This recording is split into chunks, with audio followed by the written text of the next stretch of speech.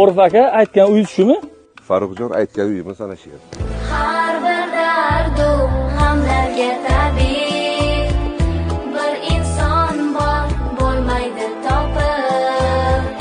Bugun unga muhtojmiz bizlar. U Muhammad Allohga habib. Holimizni ko'rsalar edi.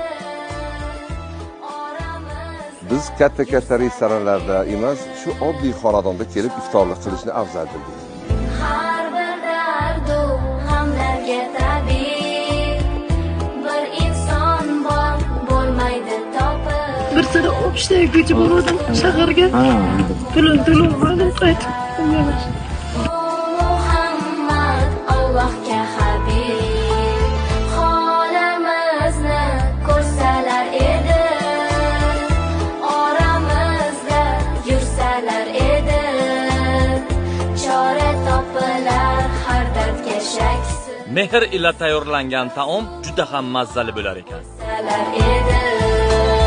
Holimizni ko'rsalar edi. Oramizda Onajonim mehribonimning Gulbirsa Sifaxonim ko'zim ochib sizni ko'rdim, siz tufayli sabr duo qiling, tezroq o'tsak, tinchlik uchun hissa qilshay.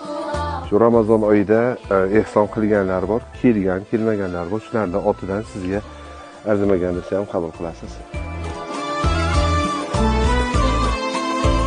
Bu videoni birovlarga ko'z-ko'z qilish uchun tayyorlamadik. Shunchaki sizga ibrat bo'lsin deb tayyorladik. Rasululloh bo'lsalar edi.